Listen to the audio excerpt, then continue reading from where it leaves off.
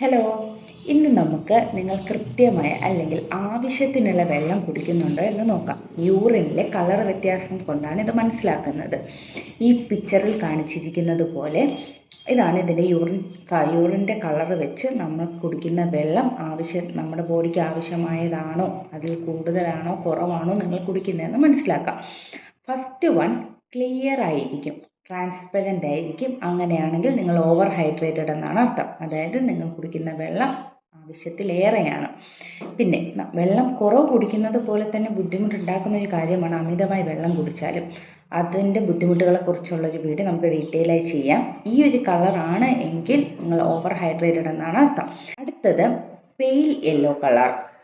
Pale yellow അല്ലെങ്കിൽ അതിൽ നിന്നും കുറച്ചുകൂടെ ഒരു യെല്ലോ കളറാണ് എങ്കിൽ നോർമലാണ്, ആവശ്യത്തിനുള്ള വെള്ളമാണ് നിങ്ങൾ കുടിക്കുന്നത്.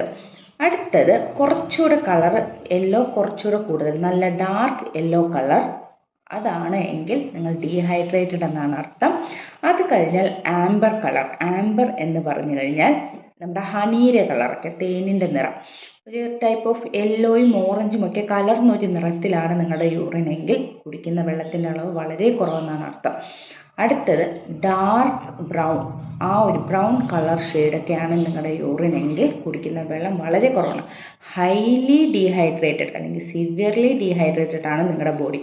അങ്ങനെ ആ ഒരു കളറിലാണ് നിങ്ങളുടെ യൂറിനെങ്കിൽ ആവശ്യത്തിനുള്ള വെള്ളം ഉടൻ തന്നെ കുടിക്കുക. നിങ്ങൾ ഡോക്ടറെയും കാണേണ്ടതാണ്. ഓക്കെ.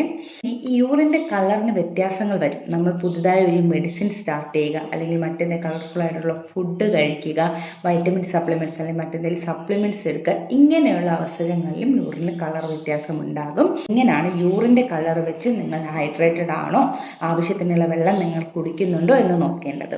Okay, thank you.